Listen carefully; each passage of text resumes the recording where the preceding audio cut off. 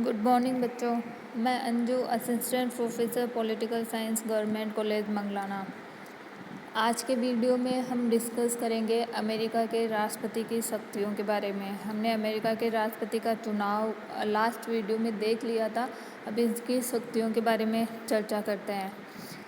जब संविधान निर्माताओं द्वारा संविधान का निर्माण किया जा रहा था, तब उनके सामने दो विरोधी अनुभव थे जो उन्होंने अपने पास्ट में या उनके पूर्वजों ने अनुभव किए थे। एक तो कि जब उपनिवेश था अमेरिका, इंग्लैंड का या यूरोपियन कंट्रीज़ का, उस समय क्या था कि अमेरिका के अलग अलग प्रांतों में गवर्नर हुआ करते थे।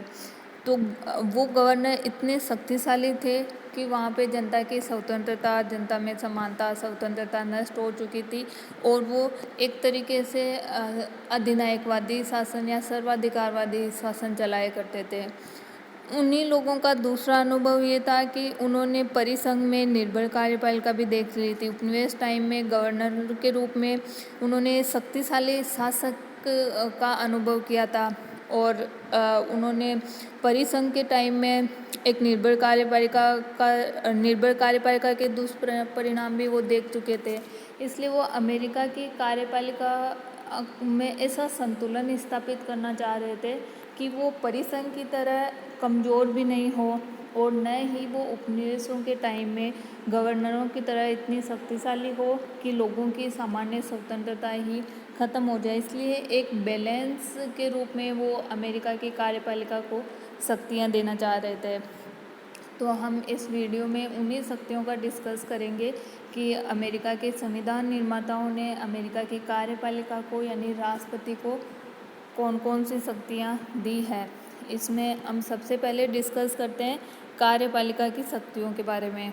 मैंने पहले भी एक दो वीडियो में ये जिक्र किया है, वापस रिपीट कर देती हूँ कि अमेरिका के संविधान का जो दूसरा अनुच्छेद है, उस अनुच्छेद के अनुसार समस्त कार्यपालिका की शक्तियाँ राष्ट्रपति में निहित है। राष्ट्रपति ही अमेरिका की संविधान के अनुसार कार्यपालिका की शक्तियों का अपने हिसाब से उपभोग करता है। हालांकि कुछ नियम, कुछ कंडीशन जैसे हर देश में होते हैं, वैसे अमेरिका में भी है, लेकिन कार्यपालिका की शक्तियों और समस्त शक्तियों का उपभोग करता राष्ट्रपति को बनाया गया है या राष्ट्रपति में ही समस्त कार्यपालिका की शक्तियाँ निहित है। कार्यपालिका की शक्तियों में हम सबसे पहले देखते हैं कानूनों को लागू करना तथा व्यवस्था बनाए रखना। कानूनों का बनाना हर देश में व्यवस्थापिका का कार्य होता है। शासन के 3 अंग होते हैं, कार्यपालिका, व्यवस्थापिका और न्यायपालिका। कानून बनाना, विधि बनाने का कार्य व्यवस्थापिका का होता है और उसे एग्जीक्यूटिव करना या उसे व्यवहारिक रूप में उसको लागू करने का कार्य होता है कार्यपालिका का। हर देश के कार्यपालिका की ये स्थिति है। तो कार्यपालिका का सबसे मुख्य कार्य होता है कानूनों को लागू करना और देश की आंतरिक व्यवस्था बनाए रखना और बाहरी आक्रमण से भी देश की सुरक्षा करना। जितने भी संघीय कानून हैं, उन सभी संघीय कानूनों को समुचित रूप से लागू करने की रिस्पॉन्सिबिलिटी अमेरिका के प्रेसिडेंट की होती है। उसका ये प्रमुख दायित्व है कि वह कांग्रेस द्वारा पारित सभी विधियों तथा सीनेट द्वारा अनुमोदित सभी संधियों का निष्ठापूर्वक पालन करवाए। देश में जो कांग्रेस द्वारा कानून बनाए जाएंगे, उन कानूनों का निष्ठापूर्वक लागू करने की रिस्पॉन्सिबिलिटी अमेरिका के प्रेसिडेंट की होती है। हालांकि इतना हो सकता है कि किसी कानून को अमेरिका के राष्ट्रपति द्वारा अधिक कठोरता से लागू करवाया जा सके या किसी कानून को कुछ टाइम के लिए डिले कर दे या इतनी कठोरता से उसे लागू नहीं करवाया जाए। ये सब चीज़ें अमेरिका के राष्ट्रपति के विवेक पर डिपेंड करती है, लेकिन कांग्रेस द्वारा बनाए गए कानूनों को लागू करवाने की रिस्पॉन्सिबिलिटी राष्ट्रपति की या कार्यपालिका की हमेशा रहती है। इसके अलावा आंतरिक व्यवस्था बनाए रखने की जिम्मेदारी भी राष्ट्रपति की होती है। वैसे मैंने बताया है पहले भी वीडियो में कि युद्ध की घोषणा करने की जिम्मेदारी होती है कांग्रेस की, लेकिन सशस्त्र सेनाओं को आदेश देने की जिम्मेदारी होती है राष्ट्रपति की। इसके अलावा अगर आंतरिक हिंसा हो किसी राज्य में या उपद्रव हो, तो ऐसी स्थिति में गवर्नर या उस राज्य की विधानमंडल अमेरिका के राष्ट्रपति से प्रार्थना कर सकती है सैनिक सहायता प्रदान करने के लिए या उस प्रांत में शांति व्यवस्था बनाए रखने के लिए। सामान्यतः किसी भी स्टेट में अगर आंतरिक अव्यवस्था है तो यही होता है कि गवर्नर द्वारा राष्ट्रपति को पत्र लिखा जाता है या प्रार्थना की जाती है व्यवस्था बनाए रखने की। लेकिन फिर भी जो गणतंत्रात्मक व्यवस्था है वो बनाए रखने की या गणतंत्रात्मक सरकार की हर प्रांत को गारंटी देता है अमेरिका का राष्ट्रपति अमेरिका के संविधान के अनुच्छेद 4 के अकॉर्डिंग। तो यदि किसी राज्य में गणतंत्रात्मक व्यवस्था को खतरा हो या उस पर बाहरी आक्रमण की आशंका हो तो राष्ट्रपति राज्य के अधिकारियों से प्रार्थना की प्रतीक्षा किए बिना भी स्वयं भी अपनी पहल पर कार्रवाई कर सकता है। इसके अलावा अगर ऐसी स्थिति हो कि संघीय कानूनों की क्रियान्वयन या संघीय कानूनों को लागू करने में किसी प्रांत में बाधा उत्पन्न हो रही हो या अंतर्राज्यीय वाणिज्य को खतरा हो तो ऐसी स्थिति में भी गवर्नर या विधानमंडल की प्रार्थना के बिना भी राष्ट्रपति स्वयं भी एक्शन ले सकता है। दूसरा राष्ट्रपति की शक्ति या कार्य है प्रशासन का संचालन करना। कार्यपालिका का हेड होने के नाते अमेरिका का राष्ट्रपति देश के प्रशासन का सर्वोच्च निर्देशक भी होता है। इसके कारण प्रशासन के संचालन का संवैधानिक दायित्व भी वहाँ के राष्ट्रपति पर ही होता है। ऐसी स्थिति में क्या होता है कि राष्ट्रपति के द्वारा जैसे अध्यादेश जारी किए जा सकते हैं, अनुदेश या नियम या उपनियम या आदेश जारी किए जा सकते हैं। उनके द्वारा विभिन्न विभागों के अध्यक्ष या अन्य अधिकारियों को भी आदेश किए जा सकते हो। संबंधित अधिकारियों के उन आदेशों का पालन करना बाध्यकारी होता है। तो प्रशासन की संपूर्ण रिस्पॉन्सिबिलिटी अमेरिका के राष्ट्रपति की है। नेक्स्ट अमेरिका के राष्ट्रपति की पावर है नियुक्ति और पदच्युति के संबंध में। जैसे मैंने कल के वीडियो में बताया था कि अमेरिका का राष्ट्रपति अपनी कैबिनेट की नियुक्ति स्वयं करता है, अनेक विभागों के अध्यक्षों की नियुक्ति स्वयं करता है, राजदूतों की नियुक्ति, वाणिज्य दूतों की, सर्वोच्च न्यायालय के न्यायाधीशों की, आयोगों के अध्यक्षों की, सचिवों की, संघीय आयोगों के सदस्यों की, चुंगी अधिकारियों, राजस्व अधिकारियों, सेना के अधिकारियों, इन सब की नियुक्ति राष्ट्रपति द्वारा की जाती है। हालांकि इनकी नियुक्ति की पुष्टि राष्ट्रपति को सीनेट से भी करवानी होती है।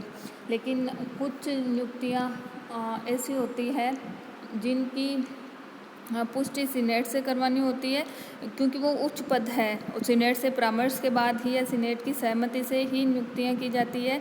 और कुछ निम्न पद होते हैं जिन पे कांग्रेस की सहमति से राष्ट्रपति स्वयं या फिर विभागीय अध्यक्ष तथा न्यायालय भी नियुक्तियां कर सकता है। अच्छा, इसमें एक शब्द आता है अल्प अवकाश नियुक्ति। देखो, और जो अमेरिका के राष्ट्रपति को जो मुख्य विभाग या पद है उन पर नियुक्ति के लिए सीनेट से सहमति लेनी होती है। लेकिन कई बार ऐसी भी पॉसिबिलिटी बन जाती है कि सीनेट और राष्ट्रपति नियुक्तियों पर एकमत नहीं हो। तो ऐसी स्थिति में कुछ समय के लिए नियुक्तियां करने का एक लूप पॉइंट या एक तरीका या एक गली निकाली गई है, वो है अल्प अवकाश की नियुक्तियां। हालांकि संविधान में इस शब्द का प्रयोग नहीं किया गया है। इसमें क्या होता है कि जब सीनेट का जब कांग्रेस का सत्र नहीं चल रहा हो, कांग्रेस का एक सत्र होता है एक साल में, जब कांग्रेस का सत्र नहीं चल रहा हो तो उस टाइम में अमेरिका के राष्ट्रपति द्वारा नियुक्तियां की जा सकती है। क्योंकि उस टाइम में सीनेट की सहमति लेना बाध्यकारी नहीं होगा, क्योंकि सीनेट का या सदन जब चल ही नहीं रहा है तो उसकी सहमति लेना पॉसिबल नहीं है। तो ऐसी नियुक्तियों को अल्प अवकाश की नियुक्तियां कहते हैं। इसके अंतर्गत राष्ट्रपति सीनेट के 2 अधिवेशनों के बीच के काल में नियुक्ति कर सकता है। अगली शक्ति है परराष्ट्र संबंधों का संचालन। हर देश में दूसरे देशों के साथ संबंधों के संचालन की रिस्पॉन्सिबिलिटी वहाँ की कार्यपालिका की होती है। हालांकि विदेश नीति कैसी होगी या विदेश नीति के जो मेन आधार है वो वहाँ की व्यवस्थापिका भी डिसाइड कर सकती है, लेकिन विदेश नीति के संचालन का या दूसरे देशों के साथ अमेरिका का संबंध कैसा होगा ये निश्चित करता है या ये डिसाइड करता है अमेरिका के राष्ट्रपति द्वारा।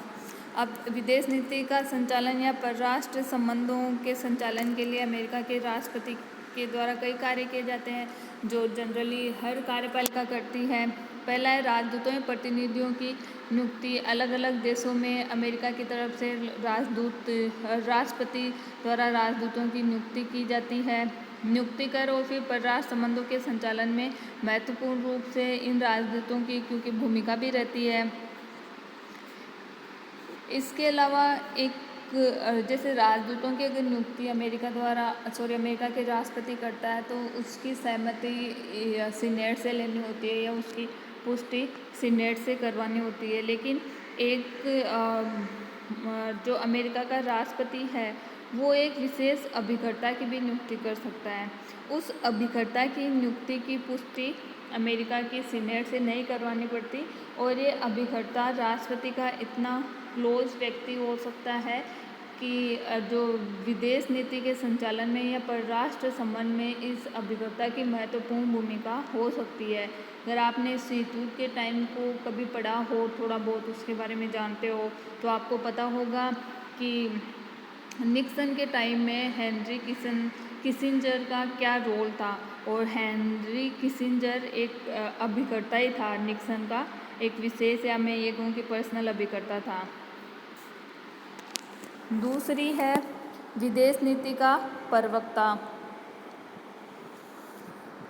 अमेरिका का राष्ट्रपति विदेश नीति का मुख्य प्रवक्ता होता है और कांग्रेस को समय समय पर विदेश नीति के संचालन के लिए महत्वपूर्ण जानकारियाँ उपलब्ध करवाना या उद्घोषणाएँ भी करवाई जा सकती है। जैसे जो अलगाववादी सिद्धांत था या मुनरो सिद्धांत था या मध्य पूर्व के लिए आइजनहोवर सिद्धांत था, ये सारे सिद्धांत राष्ट्रपति द्वारा ही घोषित थे और अंतर्राष्ट्रीय राजनीति में इन सिद्धांतों ने शीतयुद्ध के टाइम में अमेरिका की भूमिका को निश्चित किया था। विदेशी सरकार को मान्यता देना। परराष्ट्र संबंधों में एक चीज़ हम ये देख सकते हैं कि दूसरे देश को मान्यता देने का कार्य भी अमेरिका के राष्ट्रपति द्वारा किया जाता है। इसके अलावा संधियाँ और प्रशासकीय समझौते भी किए जाते हैं। दूसरे देशों से की गई संधियाँ तभी वैध मानी जाती है जबकि सीनेट द्वारा संधियों की पुष्टि कर दी जाती हो। और सीनेट द्वारा संधियों की पुष्टि की इम्पोर्टेंस एक उदाहरण से अपन समझ सकते हैं कि जब राष्ट्रसंघ का निर्माण हुआ था तो उसमें राष्ट्रपति वुड्रो विल्सन का बहुत बड़ा रोल था राष्ट्रसंघ के निर्माण में।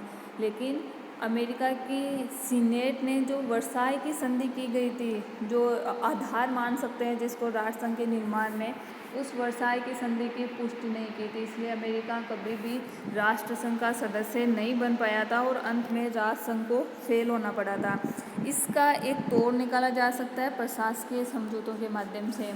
हालांकि जो संधियां हैं उनकी सीनेट से पुष्टि करवानी होती है, लेकिन प्रशासकीय समझौतों के लिए ये जरूरी नहीं होता। प्रशासकीय समझौते दो देशों के प्रशासकों के मध्य या ये कहें कि कार्यपालिका के प्रधानों के बीच में संपन्न होते हैं और इन्हें सीनेट के अनुसमर्थन की आवश्यकता नहीं होती। इसके अलावा गुप्त समझौते भी अमेरिका के राष्ट्रपति द्वारा किए जा सकते हैं।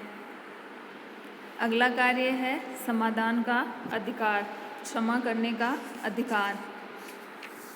अमेरिका के राष्ट्रपति द्वारा और जैसे अन्य देशों के अध्यक्षों की भांति अपराधियों को क्षमा करने का अधिकार अमेरिका को राष्ट्रपति को भी है। उनके द्वारा दंड को स्थगित करने या कम करने का अधिकार है। राष्ट्रपति के द्वारा एक ही अपराध में दंडित अनेक व्यक्तियों को सर्व क्षमा भी प्रदान की जा सकती है।